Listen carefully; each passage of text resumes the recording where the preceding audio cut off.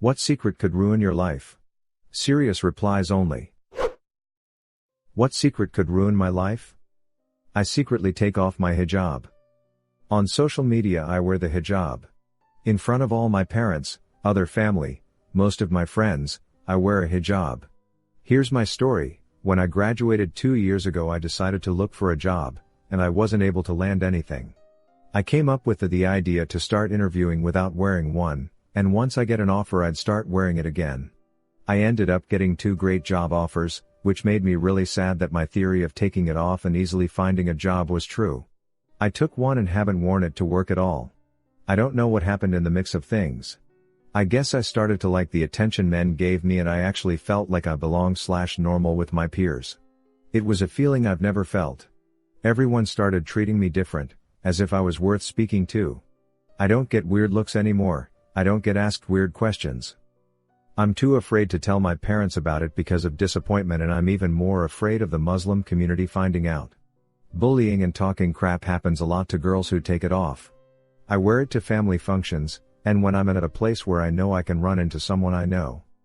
So yes, in essence I guess I am living a double life. Say what you want, I'm okay for now living like this. I keep changing my mind on what I permanent want to do. Some guy convinced naive 15-year-old me to send nudes and then used it against me for 6 months.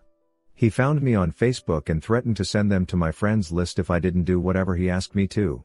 He would make me get online whenever he asked and have me masturbate for him. He even tried to get me to meet up with him in person. I got really lucky when his profiles just disappeared one day and I took that opportunity to delete every social media account I had. I haven't gone back since and I never will. It really messed me up for a while, but I don't really have anyone to blame but myself. It's been 6 years since and I still haven't told anyone I know this story. I don't really have anyone to blame but myself. Yes you do. You blame the effing creep who blackmailed and threatened a 15-year-old, taking advantage of the naivety and impulse decision-making that teenagers are literally known for and incapable of overcoming until their brain chemistry settles down. Not your fault. A while back, I was cheating on my wife with a coworker. It went on for months, and I never really cared for the woman I was cheating with. She was super hot, though. After a while my coworker started getting really crazy and threatening to tell my wife, whom I had a child with and a baby on the way, about everything. Obviously, I kept trying to cut things off because I realized I was making a mistake. She lost it one night and was freaking out and texting me telling me she was going to come to my house, and a drunk driver hit her. She died instantly. No one knows I was having an affair, and my family went to her funeral. I was picked on a lot in primary school. One kid, we'll call him Jonathan, got quite antsy with skipping ropes and used to whip me with them before chasing me with it if I ran away. He also called me some pretty horrible names. When I was 10 years old, the bullying was relentless and spread to multiple people bullying me. If I told the school, they would tell off the bullies, but the behavior would still continue. So I decided to take matters into my own hands. As Jonathan came charging towards me with his friends, ready to start whipping, for lack of a better word, I stood rigid with a plastic tennis racket, and with all of my anger, spun in one complete circle. I didn't expect to move so quickly, nor for the racket to hit anything. I was quite weird and had poor hand-eye coordination when I was young, but the racket slammed straight to the side of his face, causing him to bleed quite heavily. He had to go home that day. I'm 17 now, and I've seen him a couple of times since. His head healed, but he sustained minor, temporary brain damage because of it. Prior to me reuniting with him, I genuinely thought I had killed him. I still hate how I caused all of this damage to him. Jonathan's friends were simply too scared to tell the teacher of what I did, for fear of how I'd react. Up until this point, I'd been intelligent, quiet and secluded. When I suddenly snapped and attacked, it came as a huge shock to them. They, mostly, stopped talking to me as well. People may tell me to try and reconcile with him, but the truth is that I will never, ever forgive him for the crap he put me through for 2 years. This secret is a bad one. When I was 15 and incredibly lonely one summer I decided to make an OkCupid account. For those of you who don't know, that's a dating website for people 18 plus. I looked probably about 17 at the time, but I guess I could pass for 18. So I said I was 18 on my account. I got a lot of responses from guys instantly. There was this one that stood out to me. His name was James. He was a 22-year-old college student working at Tim Hortons, but me at 15 thought he was the most intelligent and beautiful person I've ever met. We talked for 3 months and then he turned 23. Now the age gap was 8 years. After those 3 summer months of staying up all night, we decided to meet up in person. It was Labor Day weekend when we met up. He picked me up from a gas station and drove me to his house. We lived 3 hours away and I told him that my car didn't work, but really I only had my permit and no car. I honestly think I fell in love with him and we hit it off completely. He was really attractive and different from guys my age. Guys my age would make fun of how I looked because they were insecure themselves and teased me a lot when they were interested in me, which just confused me. But James would compliment me and joke with me but never made me feel insecure. I really loved him, but when the relationship progressed he was talking about having sex and I told him that I was a virgin, which he was okay with. But after I turned 16, I realized that he was a 23-year-old man who could get in a lot of trouble if he was to sleep with me. I never told him my age because I knew he'd be disgusted with himself, so I just cut all ties with him all day. I figured it was selfish to keep him around. He needed somebody who could be 100% honest with him. So in March I basically blocked him on all social media and my phone. He didn't know where I lived, and I never saw or spoke to him again. It's been 2 years, but I sometimes stalk his Facebook. He's actually engaged now and graduated college. I'm so happy that everything is going well for him. I'm only 18 now, but I hope one day I'll find a guy who is as great as James. So, don't really know how to start this off, but I'm attracted to beds. It started somewhere during my early high school years, when I was really starting to discover myself. There was something about beds, the fact that when you go to sleep at night, you're always with them. Their purpose is to make you feel comfortable at night, when you're at your most vulnerable. Anyway, I modified my twin bed towards the end of high school, essentially tearing the fabric, shoving some pillows in the side, and make a little hole that I could insert myself into. I've always known that the behavior is odd, but I can't help myself. Nowadays, I live with my girlfriend. I don't have that twin bed anymore, but anytime we have sex, it has to be on a bed. If it's not, I can't get hard.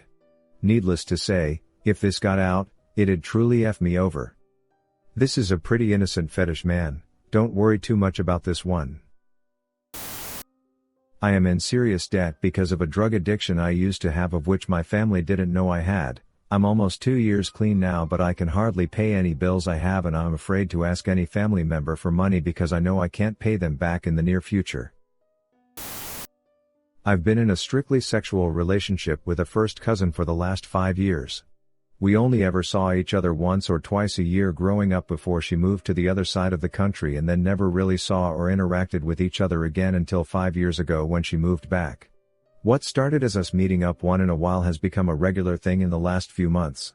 It's escalated to the point where we're now sexting each other. I'm scared to death of what might happen if anyone in our family finds out, but I don't want to stop what's happening either.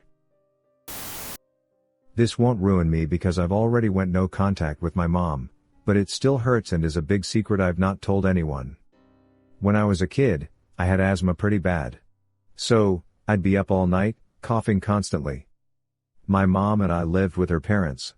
We shared a room, so I slept in her bed often when I was a toddler. Mom would come home from work and lay down for bed, but I'd keep her awake with my coughing. Sometimes at night I'd be coughing and she would hug me so tight that I couldn't breathe. It would really distress me that I couldn't breathe, but I knew Mom loved me so much and I didn't want to tell her she was literally squeezing me to death because I was afraid of hurting her feelings, so I'd just tell her that I loved her so much, and she would cry pretty hard after that. Took me years after having my own kid and treating him gently to figure out that it's actually pretty difficult to squeeze a kid so hard that they couldn't breathe. Mom is bipolar, and has had other incidents of hurting people and abandoning those in her care that need medication and can't take care of themselves. So, I finally put it together and figured out, Mom would be so agitated with my asthma that she would try to stop me from coughing by squeezing me almost to death. And then she would cry out of guilt when I told her I loved her. I joined a job that is known for being absolutely miserable and a good chance of me getting killed. I love it. I was suicidal as a teenager and I gave up, knowing I couldn't kill myself. Now I have a good chance of dying without me having to do anything. And to add to the goods, my family would get a whole lot of life insurance money if I got killed, so I could do them a lot of good becoming a corpse. If word ever got out, I'd be in a lot of trouble and probably pulled. I don't want it. I need this edge or else I fall into a horrible depression. I need the challenge and risk. Edit, for those who guessed, yes, I am military. My husband did this with commercial diving/underwater construction, then he actually almost died and decided to quit on his own. We all knew this was why he wanted the job, but knew we couldn't say anything about it. My stepbrother repeatedly molested and raped me from age 11 to 16, I got pregnant and it was definitely his because I was a virgin otherwise. When I told him, he took me into the woods for a walk, to talk he said, and then shoved me down a very steep, rocky hill that had tree trunks and roots poking out everywhere. He raced to the bottom before I could even consider trying to get up and bashed my stomach with a rock. Then, he left me literally dying at the bottom of a hill where no one would have walked down, bleeding from a slice across my scalp that required 187 staples to close, my stomachy was split open and rib bones broke, and of course the baby didn't survive. There was blood everywhere and I was in and out of reality. I thought I was climbing to heaven when I was delusional but couldn't move when I became remotely conscious. It turns out that when I thought I was climbing to heaven, I was climbing my way up the hill. I made it to a neighbor and he rushed me to the ER. I stayed in ICU for 6 months. When I was able to talk, my brother was in the room constantly. So I lied, I said I was getting chased by a dog and lost my footing and fell, and that as I stumbled up I fell on rocks and trunks of the tree. So that's my story. This account will now probably be deleted. I guess, the last good thread like this started 5 years ago today. So. I'm 19. I am gay. My parents are very conservative Catholics and would disown me if they found out. Not only that, I have had oral and penetrative sex with several men. Most of my town are Orthodox Christians and would ruin my life if my secret ever got out. The issue is, my voice is changing, and now I sound like a gay person and cannot stop it. Hope this gets buried. I killed my family. One night about a decade ago, when I was 8 years old, I couldn't sleep at night, so I was just walking around the house, looking for something to do. It was winter, so there was fire in the fireplace. I started playing with it, throwing stuff into it, watching how it burns. At one point, a big log rolled out of the fireplace. As a kid, I started to panic. I tried to cover it with a blanket, then ran out to the kitchen to get some water. When I came back, the whole living room was on fire. It was a wooden house. I was terrified, ran out of the house. Literally within a minute, it was burning like crazy. My older sister, younger brother, and mom, who was pregnant at the time, all died instantly. Dad was working a night shift. No one really questioned me. My room had window, and I said I left through it when I saw the fire. The real cause has never been found. My dad was absolutely devastated and a few weeks later shot himself. I found his body. I've been living with my grandparents ever since. No one knows what really happened that night. I spent half of my life with therapists. I hate myself, have a severe depression, attempted a suicide a while ago. When I was about 5 years old, my sister, 2 years old, and I were in the backyard in a kiddie pool. When my mom went inside, I attempted to drown my sister. After I saw her lifeless, I realized that it was a big mistake, pulled her out of the pool and called for my mom.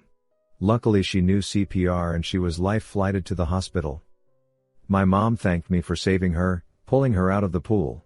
Next week was my birthday. The police, firefighters, paramedics came to my house to give me gifts and celebrate my birthday.